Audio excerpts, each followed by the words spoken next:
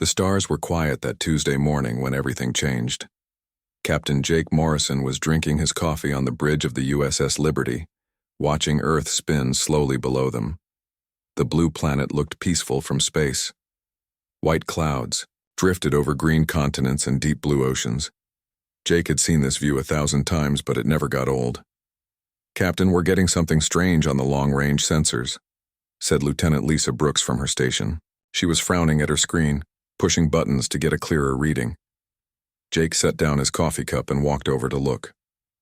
"What kind of strange?" "Big ships, sir. Really big. And they're not ours." The bridge went quiet. Everyone knew what that meant. For the last 50 years, humans had been alone in space. They had built stations around Earth and Mars. They had sent ships to the outer planets, but they had never found anyone else out there. Until now. "How many ships?" Jake asked.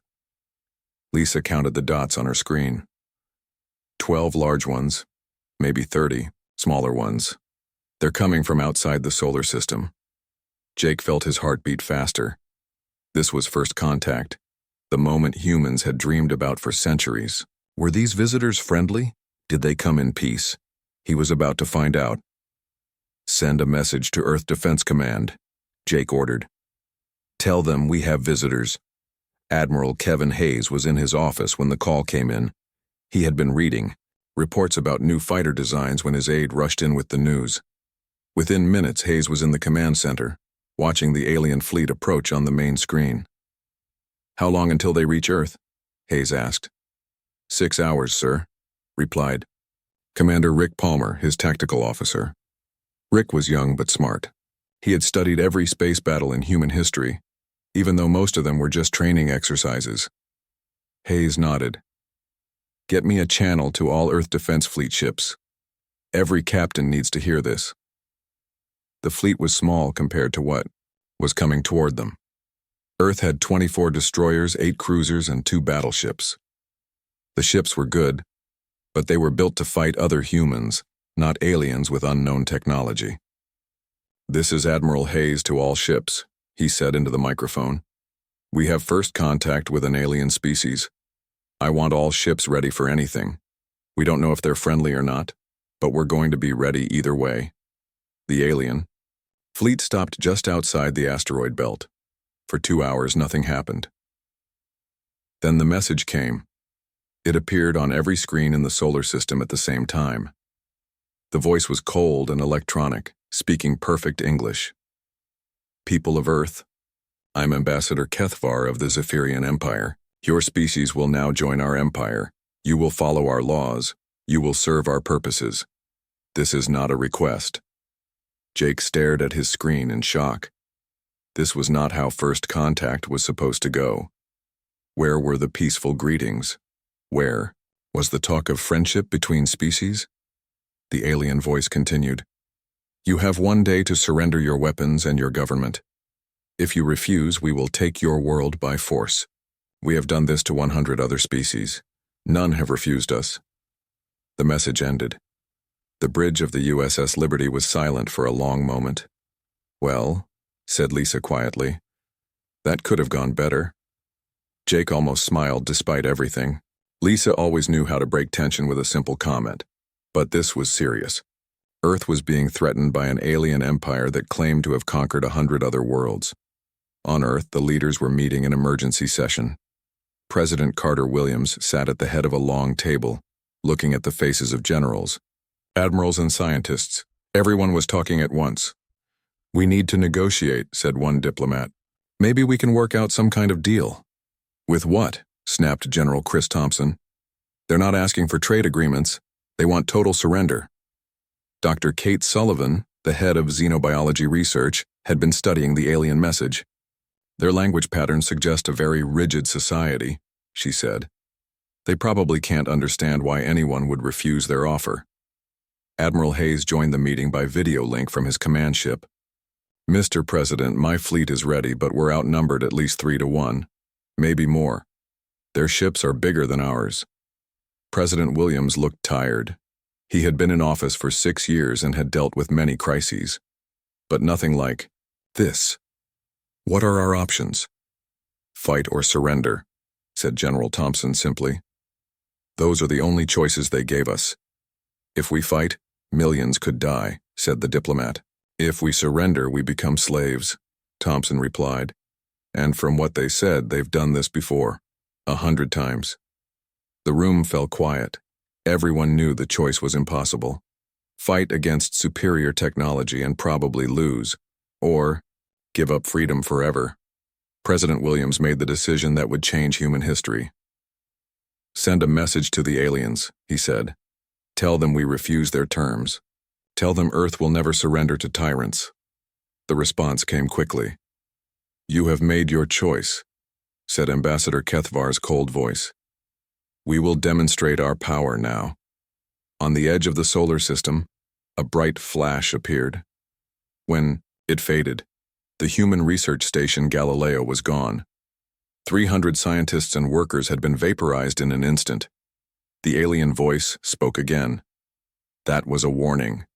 Surrender now, or your cities will suffer the same fate. Admiral Hayes felt rage building in his chest. These aliens had just murdered 300 innocent people, scientists who had been studying the moons of Jupiter, looking for ways to help humanity grow and learn. Now they were dead, killed to make a point. He opened a channel to all human ships. All vessels, this is Admiral Hayes. They just killed our people. 300 good men and women who never hurt anyone. These aliens think we'll be scared now. They think we'll give up. Jake Morrison listened from the bridge of the USS Liberty. Around him, his crew waited to hear what their admiral would say. They don't know humans very well, Hayes continued. We don't give up when bullies threaten us. We don't bow down to murderers. All ships prepare for battle. We're going to show these aliens what happens when you mess with Earth. Captain Amy Rodriguez gripped the arms of her command chair on the destroyer USS Valiant. Her ship was one of the smallest in the fleet, but her crew was ready to fight. Lieutenant Ben Carter powered up the weapons on his cruiser.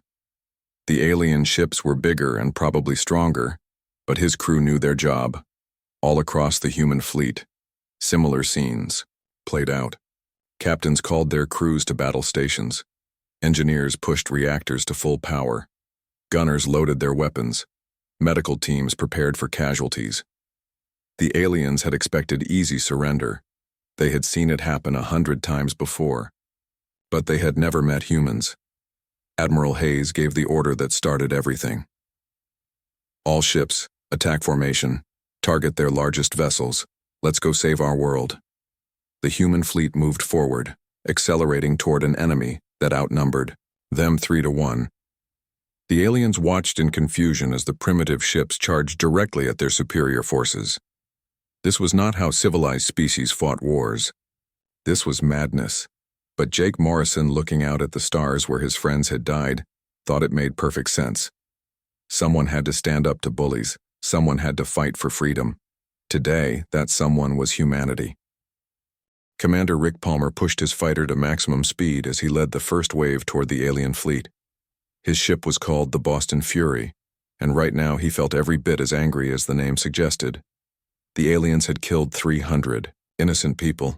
Now they were about to learn what humans did to murderers. Stay close, people, Rick said into his radio. We're going to fly right into their formation. Don't give them time to target us properly. His wingman, Lieutenant Danny Foster, flew beside him. Rick, those ships are huge. Our weapons might not even scratch them. Then we'll find the soft spots, Rick replied.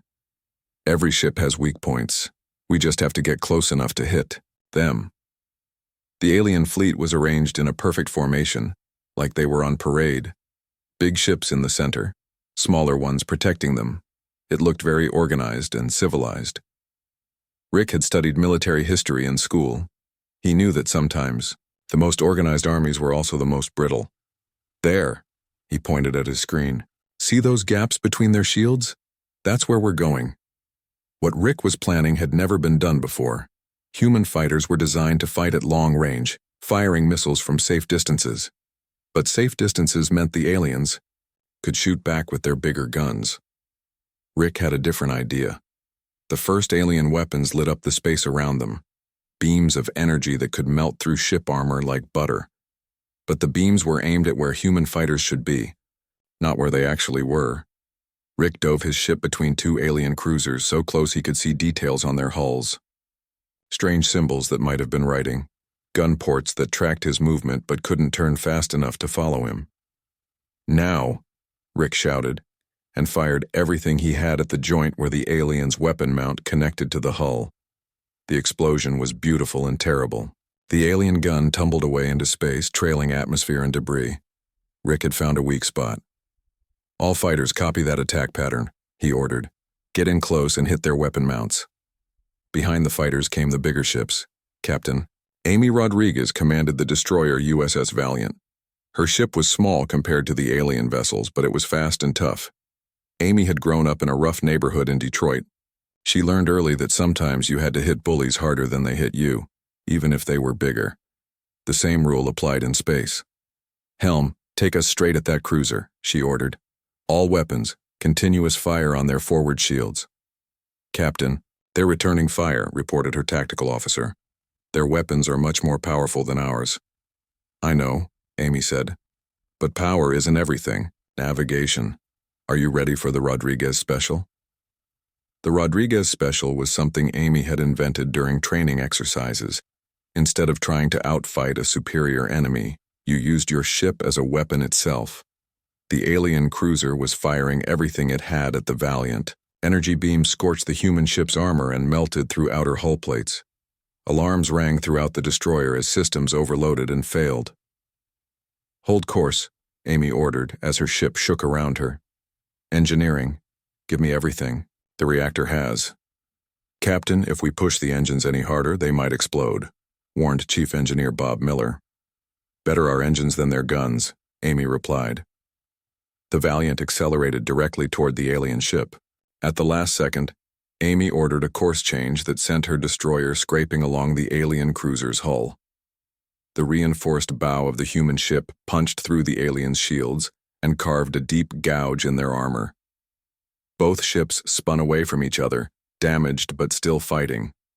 The alien cruiser had lost main power. The Valiant had lost half its weapons, but Amy was grinning. "Damage report," she called out. "We're hurt but not dead," reported Chief Miller. "The aliens look worse." All around them, similar battles were happening. Human ships that should have been destroyed kept fighting with damaged weapons and failing systems. When conventional tactics failed, human crews improvised. Lieutenant Ben Carter's cruiser had lost main power when an alien energy beam punched through the engine room. His ship was drifting, an easy target for the enemy. "Captain, we're sitting." "Ducks out here," said his weapons officer. Ben looked at his engineering displays. The main reactor was offline, but the backup generators were still working. An idea formed in his mind. A crazy, dangerous idea. "All hands. Abandon ship," Ben ordered. "Everyone to the escape pods. Engineering team, I need 5 minutes to rig something." "Sir, what are you planning?" asked Chief Engineer Lisa Martinez. "If we can't fight them, we'll take some with us," Ben said. "Help me overload the backup generators." It took 3 minutes to rewire the ship's power system. Ben and Lisa worked with sparks flying around them as alien weapons pounded their hull. They connected every backup generator to the main power coupling, bypassing all the safety systems. "That should do it," Lisa said, wiping sweat from her forehead. "When those generators overload, this whole ship will turn into a bomb." They ran for the last escape pod as the ship's computer warned about dangerous power levels. Ben launched the pod just as his cruiser exploded in a ball of white fire. 3 alien ships that had been moving to finish off the crippled human vessel were caught in the blast. "Worth it," Ben muttered as he watched the alien ships drift away, their hulls cracked and lifeless. The battle lasted for 6 hours. When it was over, the space around Earth was filled with debris from both fleets. The humans had lost half their ships, but the aliens had lost even more. Ambassador Kethvar stood on the bridge of his flagship, staring at the tactical display. This was impossible. His superior technology had failed against an inferior enemy. His organized formations had been torn apart by chaotic human tactics. "Report," he ordered his tactical officer. 60% casualties, Ambassador. Many of Our remaining ships are damaged. The humans have retreated to the inner system. Kethvar couldn't understand what had gone wrong. Human weapons were weaker. Human ships were smaller. Human technology was primitive. By every measure, the Zephyrian Empire should have won easily. But the humans had not fought like any civilized species. They had flown directly into weapons, fire. They had used damaged ships as weapons. They had improvised tactics that no military academy in the galaxy would teach. "Sir, what are your orders?" asked his officer. Kethvar looked at Earth, still spinning peacefully in the distance. Such a small, quiet planet. Who would have thought it could produce such fierce warriors? "Signal the fleet," he said finally. "We withdraw to regroup." "Withdraw, sir?" "But the humans are weakened. We could still take their world." Kethvar shook his head. "Look at our losses. Look at what they did to us with inferior ships. No, we need to think about this differently." As the alien fleet pulled back to the outer system, Admiral Hayes counted his remaining ships. 20 vessels out of the original 40. Many of those were damaged and would need weeks of repairs. But they had won. Earth was still free. "Send a message to all ships," Hayes ordered. "Well done, everyone. You just showed the galaxy that humans don't give up." Captain Jake Morrison sat in his damaged command chair looking out at the stars. The USS Liberty had survived, barely. Half his crew was in the medical bay. His ship would need months of work to be fully operational again. But they had done something amazing. A small human fleet had stood up to a galactic empire and forced them to retreat. "Captain," said Lisa Brooks from her station, "we're getting communications from all over the galaxy. Other species want to know who we are." Jake smiled. The galaxy was about to learn about humanity. And from what he had seen today, that was going to be very interesting for everyone involved. In the outer system, Ambassador Kethvar was sending his own messages.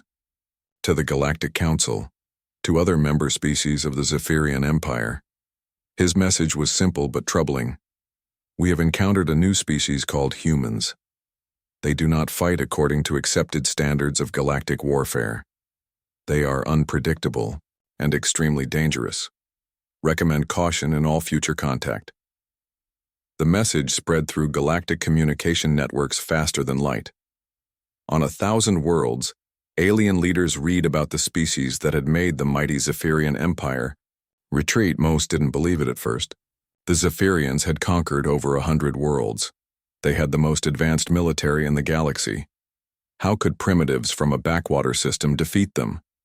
But the battle recordings were clear. The humans had charged directly into superior firepower and somehow won through sheer determination and tactical innovation. For the first time in galactic history, a species had said no to the Zephyrian Empire and made it stick. The galaxy was about to change in ways no one could predict. The news traveled fast across the galaxy. On the trading station Nexus Prime, alien merchants gathered in bars and cantinas to talk about the incredible story. A species called humans had fought the Zephyrian Empire and won. Captain Vortak, a lizard-like being from the reptilian consortium, slammed his drink down on the metal table. "Impossible," he hissed. "No one defeats the Zephyrians. They have the biggest fleet in the galaxy." Across from him sat Melody, a floating jellyfish creature from the Aquatic Federation. Her voice came through a translator device. "The battle recordings are real," she said. "I saw them myself. These humans flew their ships like they didn't care about dying." "That's exactly the problem," said a new voice. Sharp Edge of Thought was a crystalline being, part of the hegemony that controlled 12 star systems. Its body was made of living crystal that reflected light in strange patterns. "I have studied their tactics. These humans don't follow any logical combat doctrine." Sharp Edge of Thought had been a military advisor for 300 years. It had seen every type of space battle imaginable, but the human tactics made no sense by galactic standards. "Watch this recording," it said, projecting a hologram above their table. The image showed a human fighter diving between two massive alien cruisers. "See? The human pilot is flying directly into a crossfire zone. Any rational being would stay at maximum weapon range." The other aliens watched as the tiny human ship weaved between enemy vessels, firing at close range and somehow avoiding destruction. "They're either very brave or very stupid," muttered Captain Vortak. "Maybe both," said Melody. But it worked. The conversation was happening on thousands of worlds across the galaxy. The Zephyrian Empire had been the dominant power for over 2 centuries. They had conquered species after species, always using the same method. Arrive with superior firepower, demand surrender, and absorb the defeated world into their empire. It always worked. Until now. Captain Danny Foster was leading a convoy of human ships to a world called Kepler 442b. The planet had been under Zephyrian rule for 20 years, but now the aliens were pulling back their forces to deal with the human problem. Danny's ship, the USS Colorado, was loaded with medical supplies and food for the liberated population. 3 other human vessels followed behind him, all carrying aid for refugees. "Captain, we're getting a transmission from the planet," reported his communications officer, Lieutenant Sarah Wilson. "Put it on screen," Danny said. The image that appeared was shocking. The being looked like a giant spider, but it was clearly intelligent. It wore some kind of clothing and had mechanical devices attached to its limbs. When it spoke, the words came through a translation system. "Human ships, I am Elder Web Spinner of the Arachnoid people. Are you here to conquer us like the Zephyrians did?" Danny stood up from his command chair. He had never talked to an alien before, but he knew what to say. "No, Elder. We're here to help. We brought medical supplies and food. No payment required." The spider-like being seemed confused. "You want nothing in return? Just to see your people free and healthy," Danny replied. "Where we come from, you help neighbors who are in trouble." This was a concept that puzzled many alien species. In the galaxy, trade was everything. Resources were exchanged for services. Territory was won through conquest or negotiation. But humans seemed to give away valuable supplies just because it was the right thing to do. Dr. Kate Sullivan was working in a makeshift hospital on Kepler 442b, treating arachnoid civilians who had been poisoned by Zephyrian gas weapons. The aliens had used chemical attacks to keep the population under control. Kate had studied xenobiology for 15 years, but she had never actually treated an alien patient. The arachnoids were different from humans in every way, but pain was universal. She could see the suffering in their multiple eyes. "The antidote is working," she told her human medical team. "Their metabolism is faster than ours, so they're processing the treatment quickly." Nurse Betty Clark was helping an injured arachnoid child. The young alien had been caught in a gas attack while playing near its home. Betty didn't speak the arachnoid language, but she knew how to be gentle with scared patients. "There you go, little one," she said softly as she applied a healing patch. "You're going to be fine." The arachnoid child made a sound that might have been purring. Its parent, a larger spider being, touched Betty's hand with one of its limbs. No translation was needed. Gratitude was the same in any language. Word of human actions spread through galactic communication networks. Species that had been neutral in galactic politics began to pay attention. The humans weren't just fighting the Zephyrian Empire, they were helping the victims. On the crystalline hegemony homeworld, Sharp Edge of Thought was giving a report to the governing council. The crystal beings existed in a perfect logical society where everything was planned and orderly. "The humans are unpredictable," it reported. "They fight when they should retreat. They give away resources without asking for payment. They make emotional decisions that ignore practical considerations." The council leader, a massive crystal formation called Perfect Clarity of Purpose, considered this information. "Are they a threat to our stability?" "Unknown," Sharp Edge of Thought replied. "But they are changing the galaxy. Other species are starting to question Zephyrian authority. Some are even talking about rebellion." This was the hegemony's worst fear. For centuries, galactic civilization had been stable because everyone followed the same rules. The strong conquered the weak. The advanced dominated the primitive. Trade flowed along established routes, but humans seemed to operate by different rules entirely. Meanwhile, the Zephyrian Empire was mobilizing its full military might. Emperor Zarthok had ruled for 300 years and had never faced a challenge to his authority. These humans would be destroyed, along with any species that supported them. Gather the full Imperial fleet, he ordered his admirals. 2,000 ships. We will make an example of this Earth that will be remembered for 1,000 years. Admiral Kethvar, still smarting from his defeat, had a different opinion.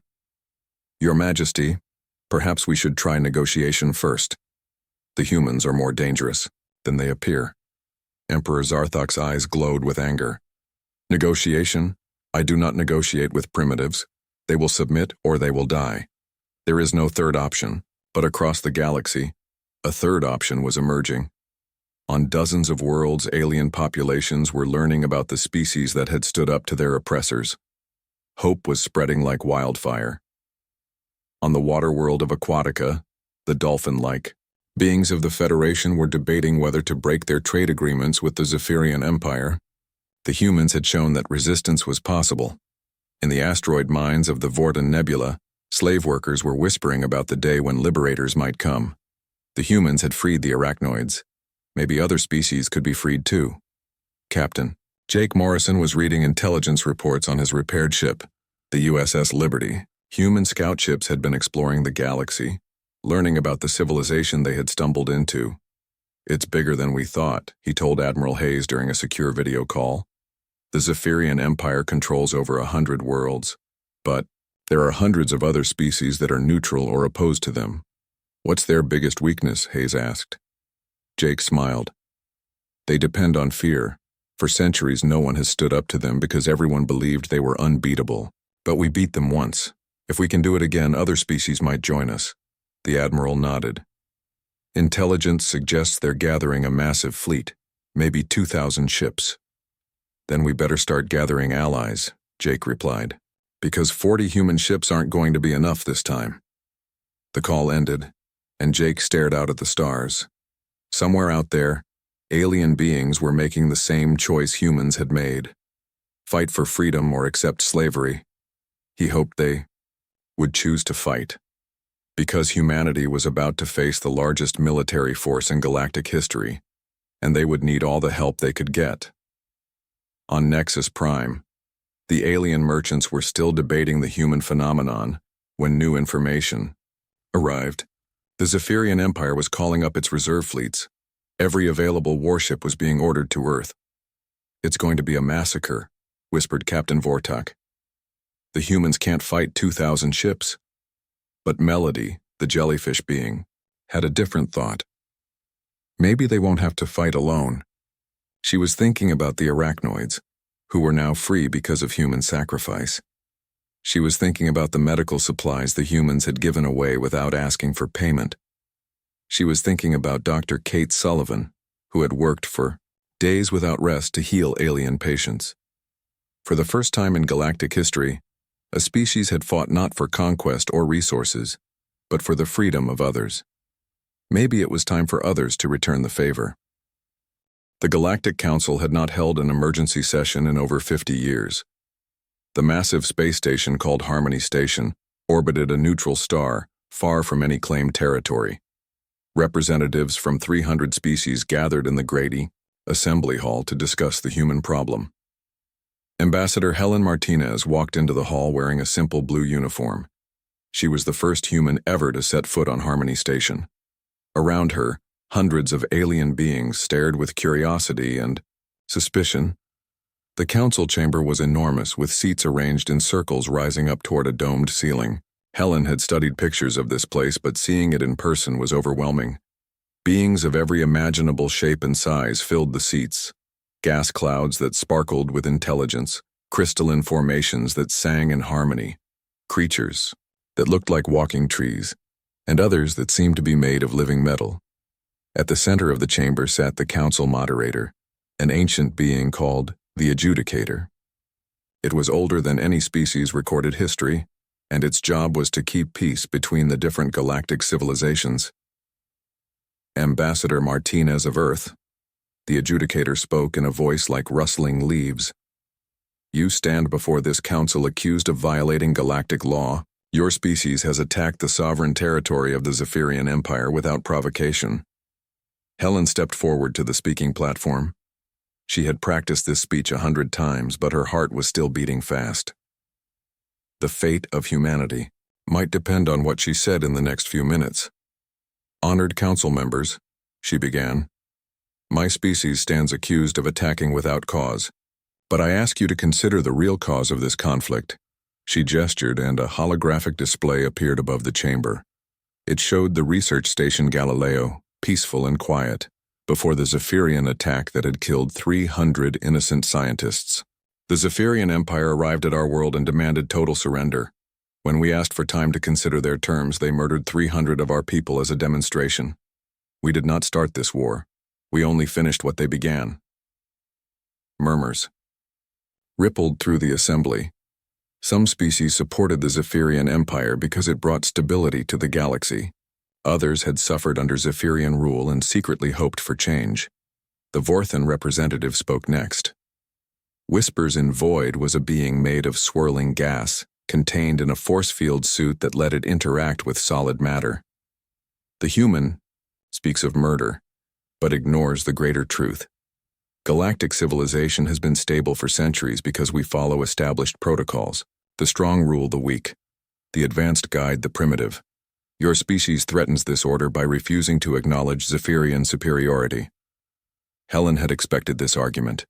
She had studied galactic history and law for months, preparing for this moment. Stability built on oppression is not true stability, she replied. It is just delayed revolution. The Zephyrian Empire rules through fear and violence. They have enslaved dozens of species, destroyed cultures, and committed genocide against any world that resisted them.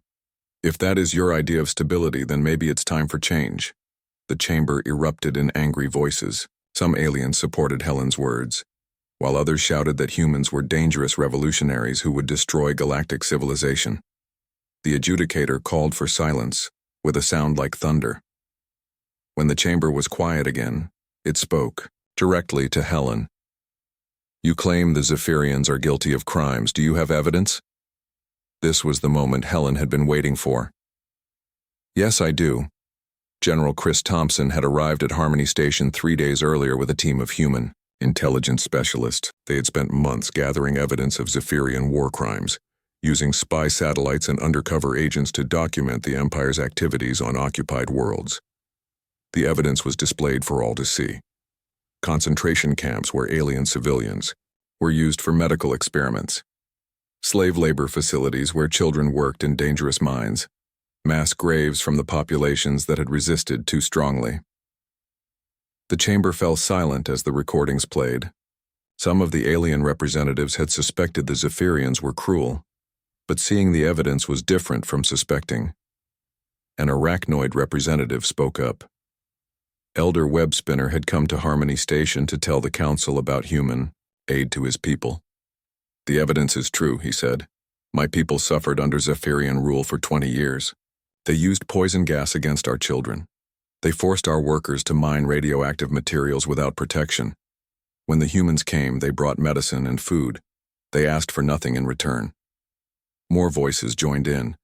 Representatives from the Aquatic Federation confirmed that Zephyrian trade agreements were actually slavery contracts. The Rockhounds testified about forced labor in their asteroid mines. One by one, species that had been afraid to speak out found their courage. But not everyone was convinced. The crystalline hegemony representative, Sharp Edge of Thought, argued that chaos was worse than oppression. Even if the Zephyrians are cruel, it said, they provide order. Without their empire, the galaxy will descend into warfare between hundreds of smaller powers. Billions will die in the chaos. Helen knew. This was her last chance to convince the council. She thought about Captain Jake Morrison, fighting desperately to defend Earth. She thought about Dr. Kate Sullivan, working day and night to heal alien patients. She thought about all the human soldiers who had died fighting for the freedom of people they had never met. You say chaos is worse than oppression, she said, but I have seen what humans can accomplish when they work together by choice instead of force. Yes, freedom is messier than slavery. Yes, democracy is noisier than dictatorship. But free people can create wonders that slaves never could. She gestured again, and the display showed human achievements. The great cities of Earth, built by free citizens. The space stations constructed by volunteers working together. The medical advances that had saved millions of lives. This is what we offer the galaxy, Helen continued. Not conquest, but partnership. Not slavery, but freedom. Not the peace of the grave, but the chaos of life. The voting took 3 hours. Each species cast their decision privately, and the adjudicator counted the results. When it was finished, the ancient being announced the verdict. The Galactic Council finds that the human species acted in self-defense against Zephyrian aggression. Furthermore, the evidence presented proves that the Zephyrian Empire has violated galactic law through acts of genocide, slavery, and unprovoked warfare against civilian populations. The chamber erupted again, but this time with cheers as well as protests. The Council had officially condemned the Zephyrian Empire and recognized humanity's right to defend itself. But Helen knew the real battle was just beginning. Legal recognition was one thing, military reality was another.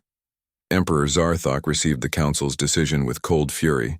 He had ruled the galaxy's most powerful empire for 3 centuries, and now a group of primitive humans had turned half the Council against him. Traitors and cowards, he hissed to his admirals. They forget that law means nothing without the power to enforce it. Gather the fleet, all of it. We will burn Earth to ashes and remind the galaxy who truly rules here. Admiral Kethvar tried, one last time to counsel patience. Your Majesty, perhaps we could offer the humans a face-saving compromise. Allow them to remain independent in exchange for non-interference in imperial affairs. The Emperor's response was swift and violent. Energy beams from his personal guards struck down the Admiral, leaving only ashes where he had stood. Let that be a lesson to anyone else who thinks we should negotiate with rebels, Zarthok said. Prepare for total war. The largest fleet in galactic history began to assemble. 2,000 warships, from massive dreadnoughts to swift fighters. The cream of Zephyrian military technology, crewed by warriors who had never known defeat. But, on dozens of worlds, something unprecedented was happening. Species that had been neutral in galactic politics were choosing sides. The Arachnoids offered their tunnel-fighting specialists. The Aquatic Federation promised to share their advanced sonar technology. Even some Zephyrian colonies were rebelling, their fleets joining the growing coalition against the Empire. Captain Danny Foster was coordinating the Allied fleet from his command ship. What had started as a desperate human defense force was becoming something much larger. 40 human ships had grown to over 300 vessels from a dozen species. It's incredible, he told Admiral Hayes during a strategy meeting. 6 months ago, we were alone in the galaxy. Now we have allies we never dreamed of. Hayes was studying the tactical displays. The coalition fleet was impressive, but they still faced overwhelming odds. The Zephyrian Empire had been building its military for centuries. They had better ships, better weapons, and more experience. Numbers aren't everything, Hayes said, but they help. And more importantly, we're not fighting for conquest or glory. We're fighting for something that matters to every free being in the galaxy. Helen Martinez had returned to Earth to help coordinate the alliance. She stood in the war room looking at reports from across the galaxy. The coalition was growing every day, but so was the Zephyrian fleet heading toward Earth. Admiral, we have confirmation, reported Intelligence Officer Carol Baker. The Zephyrian fleet will arrive in 72 hours. The final battle began at dawn on Earth.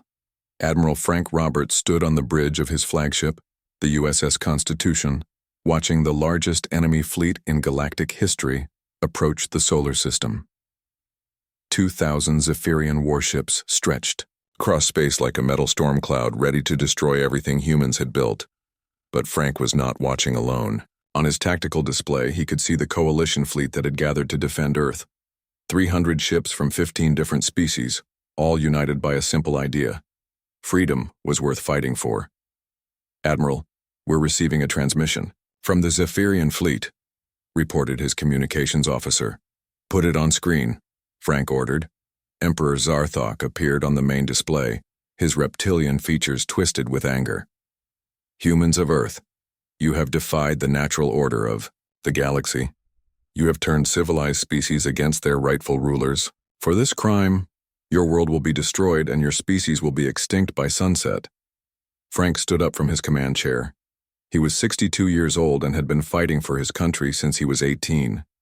He had never backed down from a bully, and he wasn't about to start now. Emperor Zarthok, he replied calmly. You came to our world and threatened our people. You murdered innocent scientists and demanded our surrender. We said no then, and we say no now. Earth will never bow to tyrants. The Emperor's laugh was cold and cruel. Your courage is admirable but pointless. You have 300 ships, I have 2,000. Your technology is primitive. Mine is advanced. This battle will be over in hours. Maybe, Frank said. But you're forgetting something important. We're not just fighting for ourselves anymore. We're fighting for every free being in the galaxy. And that makes us a lot more dangerous than you think. The transmission ended. Frank turned to his crew. All ships, this is Admiral Roberts. Today we fight not just for Earth, but for the idea that no one has the right to enslave others no matter how powerful they are. Let's show the galaxy what freedom looks like. The battle began with a surprise. As the Zephyrian fleet advanced toward Earth, new ships appeared on the Coalition's sensors, dozens of vessels bearing the markings of Zephyrian colonies that had rebelled against the Empire. Captain Maria Santos smiled as she watched the rebel ships join the Coalition formation. Admiral, we're getting messages from Zephyrian rebels on 17 worlds. They're fighting their own garrisons and joining our cause. This was something Emperor Zarthok had never expected. His own people were turning against him, inspired by the human example. The empire that had seemed so solid was cracking from within. But the Emperor still had overwhelming numbers. His fleet opened fire with weapons that could melt planets. Energy beams and plasma torpedoes lit up space like deadly fireworks. The Coalition fleet charged forward to meet them. Human ships led the attack, followed by arachnoid tunnel fighters, aquatic Federation cruisers, and vessels from a dozen other species. It was the most diverse military force in galactic history. Captain Steve Johnson piloted his corvette, the BattleHFY, straight into the enemy formation. His ship was one of the smallest in the human fleet, but his crew had volunteered to lead the most dangerous mission of the battle. Target that dreadnought, Steve ordered his weapons officer. If we can take out their flagship, it might break their formation. The dreadnought was enormous, bristling with weapons and protected by shields that could stop a fleet. But Steve had learned something important from previous battles with the Zephyrians.